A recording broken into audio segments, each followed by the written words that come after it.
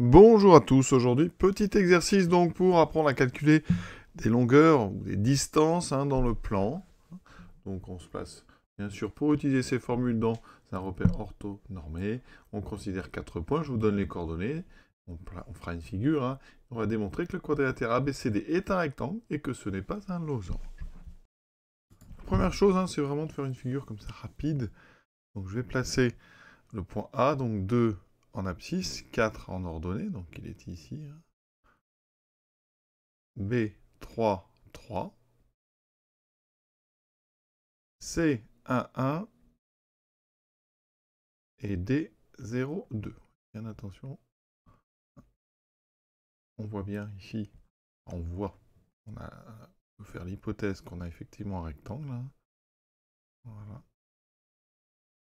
Et que ce n'est pas un losange. Donc qu'est-ce qu'on doit montrer maintenant pour avoir un rectangle? Qu'est-ce qui caractérise un rectangle?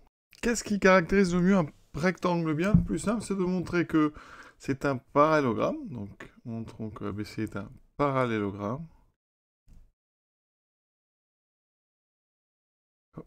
dont les diagonales ont même longueur. C'est une méthode très rapide. Vous avez un calcul de vecteur pour montrer que c'est un parallélogramme et deux calculs de longueur. Les diagonales ont même longueur. Alors il y a d'autres méthodes.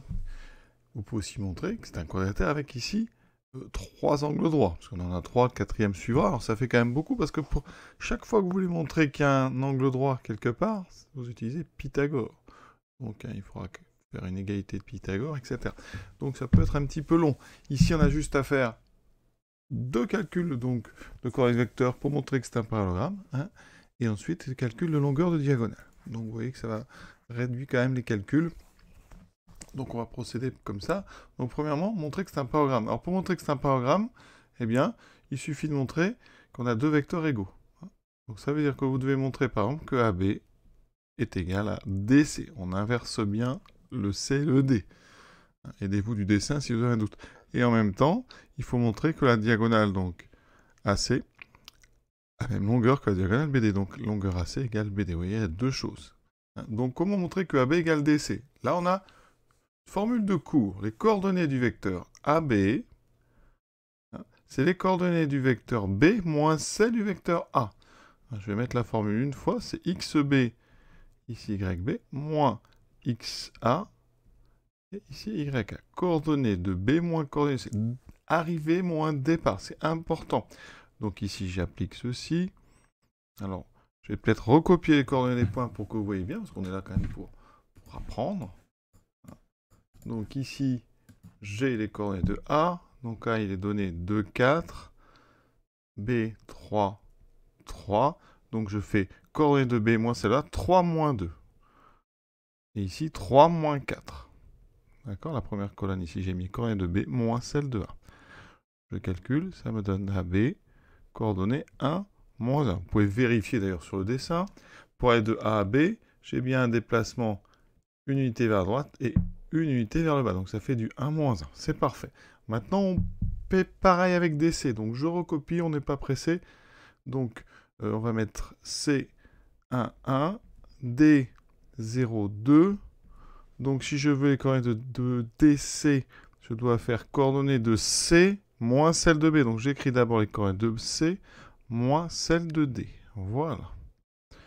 Donc j'ai DC qui a pour coordonnées 1 moins 1. On vérifie, vous voyez, pour aller de D à C sur le dessin, on a bien un déplacement d'une unité vers la droite et une unité vers le bas. Donc c'est bien du 1 moins 1. Et ce qu'on remarque ici, donc le vecteur AB, qui a pour coordonnées 1 moins 1, a les mêmes coordonnées que le vecteur DC. Donc ces deux vecteurs sont égaux. Conclusion de cette première chose, donc AB CD est un parallélogramme. Quand on a deux vecteurs égaux, on a devant nous un parallélogramme, à condition de respecter bien l'ordre des points. Donc si AB égale DC, c'est ABCD le parallélogramme. Vous voyez, ABCD. Pour montrer que c'est un parallélogramme, on aurait pu aussi montrer que, par exemple, le vecteur AD, on aurait calculé les coordonnées de AD, est égal aux coordonnées du vecteur BC, donc les deux vecteurs sont égaux. Ça aurait aussi donné un parallélogramme ABCD. Maintenant, on va s'attaquer au calcul des longueurs des diagonales. Donc, pour calculer une longueur, Et il faut d'abord avoir les coordonnées du vecteur. Donc ici, eh bien, j'ai AB. Et une fois que vous avez les coordonnées de ce vecteur, eh bien, dans un repère orthonormé, là c'est vraiment important que le repère soit orthonormé, sinon le calcul de longueur ne marchera pas, eh bien, la longueur AB, vous l'obtiendrez à partir des coordonnées du vecteur. Tout simplement Pythagore qui nous dit que ce sera donc l'abscisse du vecteur AB, donc x, y, x, que vous mettez au carré, plus l'ordonnée de ce même vecteur que vous mettez au carré. Donc ça veut dire que pour calculer longueur, on va toujours passer par les coordonnées d'un vecteur. Donc je vais m'occuper du vecteur AC. Donc ici, sur une copie, vous n'êtes pas obligé de recopier les coordonnées des points. Moi, je le fais pour bien que ce soit clair à suivre. Donc AC, on va faire coordonnées de C moins celle-là. Donc 1 moins 2. Alors vous pouvez, si vous voulez, écrire les calculs. Vous pouvez les faire directement. Seconde, on est capable de faire ça. 1 moins 2, donc vous faites moins 1, 1 moins 4, moins 3. On a donc les coordonnées de AC. Ensuite, on s'occupe des coordonnées de BD. B, coordonnées 3, 3. D, coordonnées 0, 2. Je m'occupe donc des coordonnées de BD. Donc D moins coordonnées de B, ça fait ceci. J'obtiens donc BD qui a pour coordonnées donc 0, moins 3, moins 3, 2, moins 3, moins 1. Et comme tout à l'heure, vous pouvez vérifier si vous avez un doute. Pour aller de A à C, moins 1, moins 3. Donc effectivement, moins 1, et je descends de 3. Donc moins 1, moins 3. Ensuite, pour aller de B à D, je fais moins 3, effectivement. Et je descends 1, moins 3, moins 1. Donc nos calculs sont bons. Ensuite, on passe au calcul de longueur. Ça, c'est les coordonnées de vecteurs. Donc, la longueur AC vaut, d'après ce que je vous ai dit, on est dans un repère orthonormé, on peut utiliser la formule. D'accord, je vais le réécrire parce que c'est quelque chose d'important, un repère orthonormé. On peut utiliser Pythagore. Ça donnera moins 1 au carré, plus moins 3 au carré. Donc, j'ai écrit moins 1 et moins 3, les moins vont disparaître parce qu'au carré, moins 1 au carré, ça fait comme 1 au carré. Donc vous n'êtes pas obligé, même si vous voulez, mettre les moins tout de suite.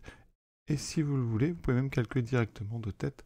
1 au carré plus 3 au carré, ça fait 1 plus 9, ça fait 10. Donc vous avez le droit directement d'indiquer racine de 10. Pour BD, ça va être pareil. BD, donc si j'applique la formule scrupuleusement, donc je mets moins 3 au carré plus moins 1 au carré. Mais vous avez compris, j'aurais pu écrire 3 au carré plus 1 au carré directement. J'aurais aussi pu calculer 9 plus 1 directement, qui m'aurait donné racine de 10. Petite conclusion, donc, vous voyez bien qu'on trouve AC égale BD. Conclusion, donc, ABCD est un parallélogramme avec des diagonales de même longueur. Il s'agit donc d'un rectangle.